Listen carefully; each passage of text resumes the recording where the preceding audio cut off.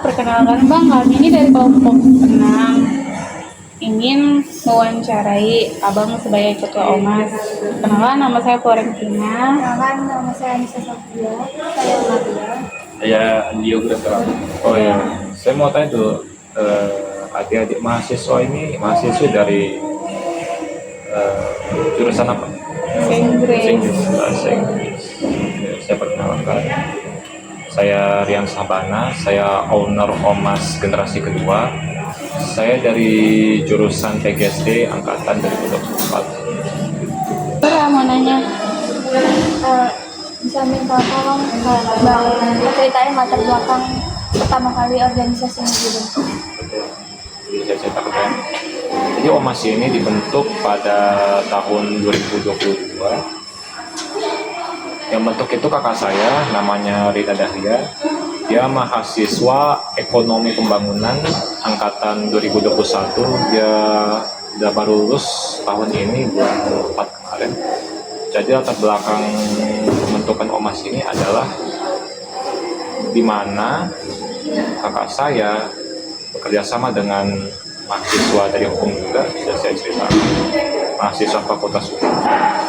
Mereka melihat peluang, apalagi namanya ojek, ya pasti kalau dalam lingkungan kampus itu otomatis harus sekali. Jadi usaha-usaha lain seperti Grab, Maxim besar, dan ini dijadikan kesempatan, dijadikan peluang bisnis. Oleh karena itu dibentuklah OMAS, dan OMAS ini namanya OMAS, ojek mahasiswa, otomatis drivernya, adminnya itu mahasiswa. Dan itu dari berbagai macam jurusan dan fakultas.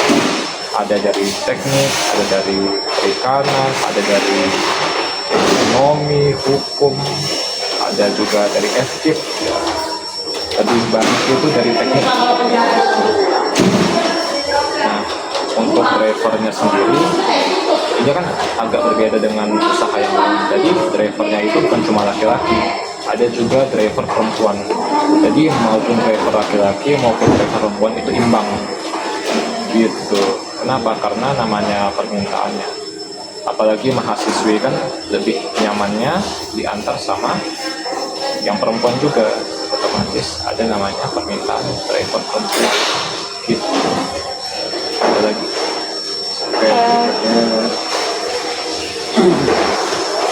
apa hal sulit yang pernah dialami waktu memimpin organisasi OMAS? yang namanya kendala ya. Kendala dalam memimpin Ya, selama organisasi itu berjalan. Yang paling merasakan pengalaman itu pada saya. Karena sekarang dia sudah selesai, saya yang lanjut. Tantangan terbesar adalah ketika saya menerapkan suatu aturan. Misal, aturan paling berat apa?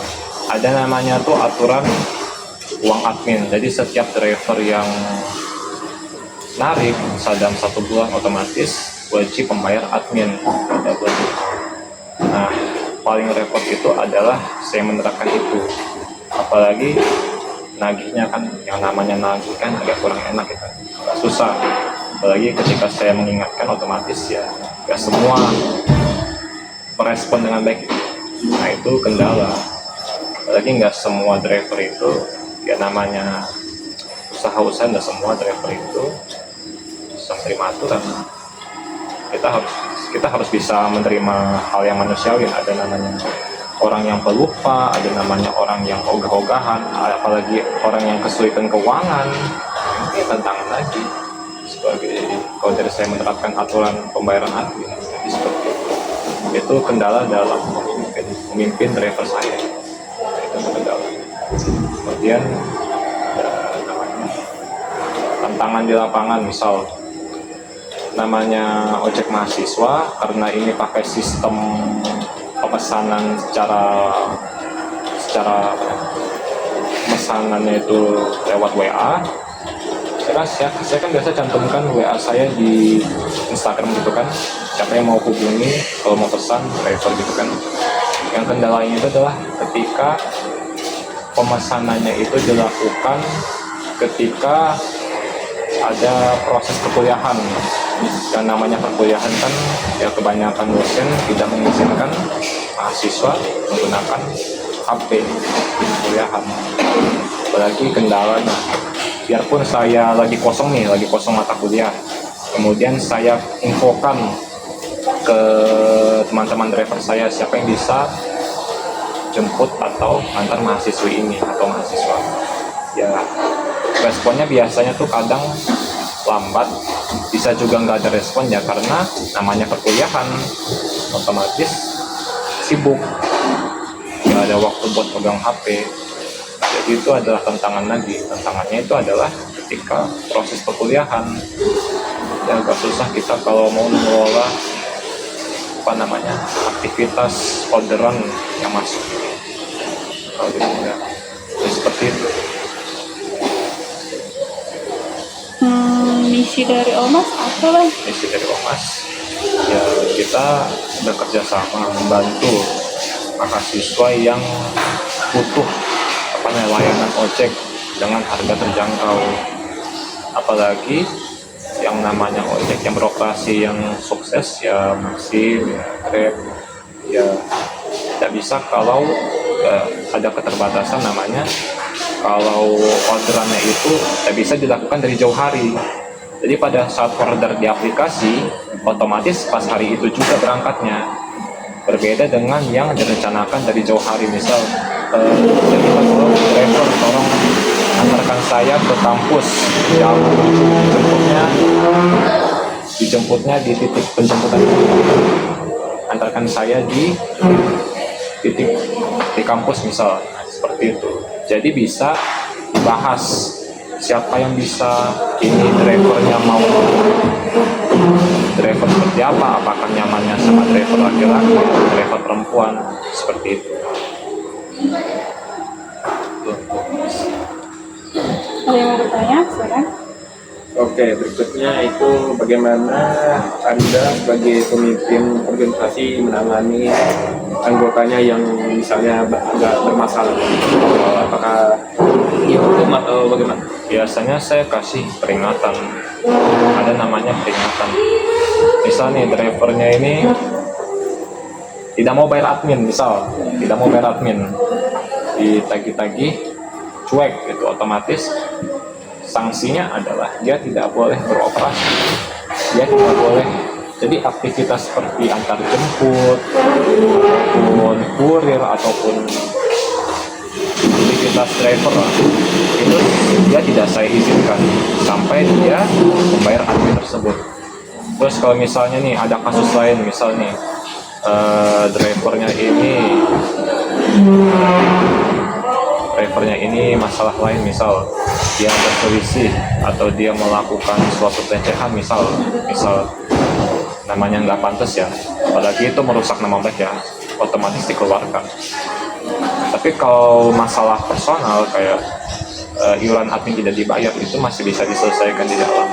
Tapi kalau udah urusannya merembah keluar, ada selisih dan sebagainya, otomatis harus keluar. Seperti itu. Jadi misalkan tadi dia nggak mau bayar iuran admin, tapi dia masih masih juga pergi jemput kayak mahasiswa atau mahasiswi yang minta dia, berarti uangnya itu punyanya sendiri ya? Enggak, karena dia tadi kan nggak mau bayar, berarti uang masukan itu punyanya Gitu ya.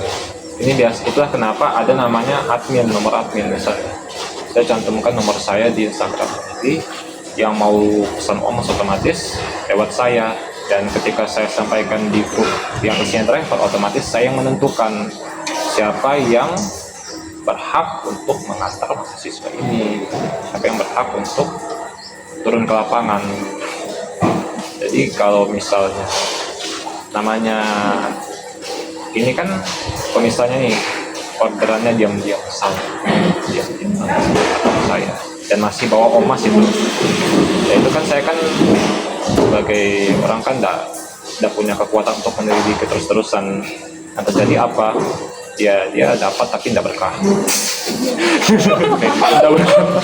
Tidak berkah karena sudah kesepakatan. Gitu.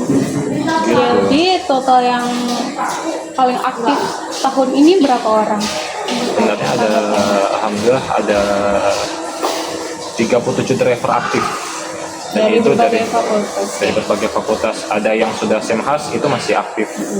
Jadi saya biarkan selama dia belum pulang kampung, dia tidak memutuskan untuk berhenti. Jadi saya biarkan dia aktif. Kalau misalkan ada yang mengundurkan diri, itu gimana? Kalau dia mengundurkan diri, Iya. saya izinkan. Waktu itu pernah ada kejadian, ada satu mahasiswi biologi, saya tidak akan sebutin Iya. namanya. Dia mau gabung OMAS di awal kan, tapi beberapa bulan kayaknya dia itu mau narik, cuman nggak bisa sampai dia suatu waktu ada 3 hari lalu dia hubungi saya pas malam-malam, dia bilang, maaf saya mau izin mengundurkan diri karena setiap ada orderan bertabrakan sama kegiatan saya, kegiatan kuliah saya. Terus saya bilang, ya tidak masalah, saya hargai keputusan kamu, saya semangat aja kalau kamu berkegiatan tidak masalah. Karena menurut saya itu lebih baik Anda kalau Anda merasa tidak bisa, Anda keluar daripada Anda cuma gabung tapi Anda nggak ngapa-ngapain, Anda cuma menuhin grup saja. Itu lebih tidak bisa diterima sebenarnya gitu. Kamu gabung tuh ada persyaratan. Kalau persyaratan sudah pasti ada, setiap gabung pasti ada persyaratan. Yang paling penting itu adalah punya kendaraan sendiri, sudah jelas. Kedua, kelengkapan berkendara. Yang saya maksud ini bukan yang spionnya lengkap atau punya helm sendiri. Yang paling penting itu adalah kamu punya surat-suratnya, jadi STNK, SIM. Nah, surat-surat itulah yang penting.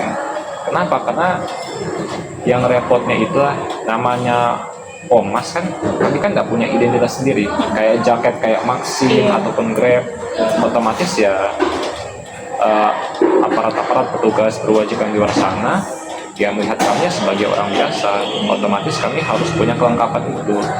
Tujuannya apa? Kenapa? Karena kami bisa beroperasi dengan lancar. Jangan sampai penumpang ini jadi korban dari kelalaian driver tidak punya kelengkapan berkendara. Tapi kembali lagi memang kelengkapan berkendara itu penting.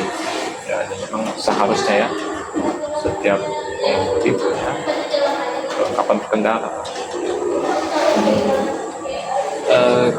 Omasnya tuh apa ada jarak tertentu kalau bisa terima orderan kayak gitu?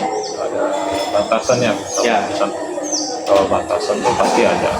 Kalau untuk saat ini saya sebenarnya mau targetkan tuh ada 40 driver, tapi yang aktif cuma 27 misal. Apakah saya akan buka open recruitment lagi? Tergantung.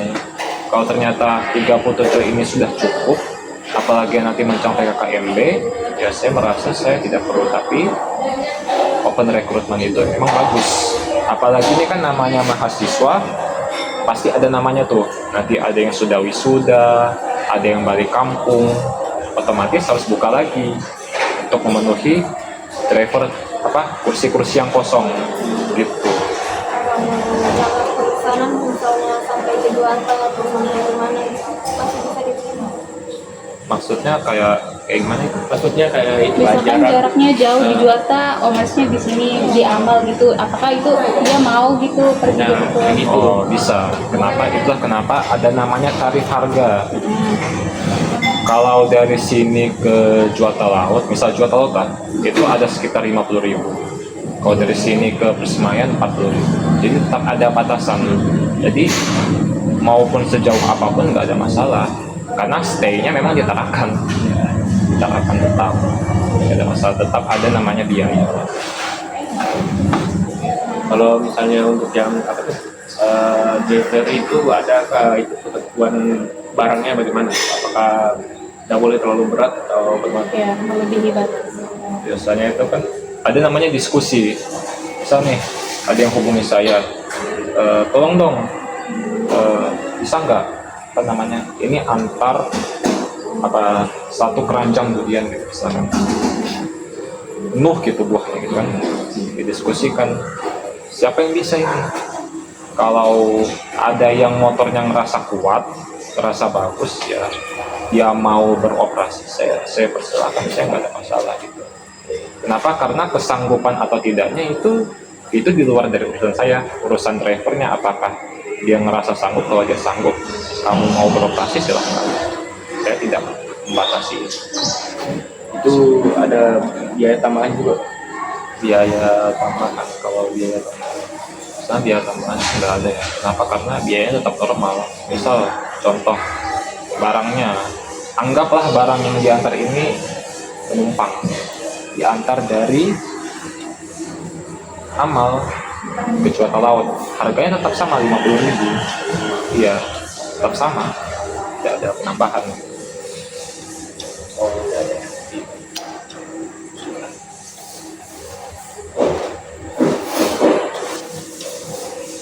Oke, atas itu waktu wawancaranya kami sangat menghargai. Menghargai, mengapresiasi waktunya. Terima kasih.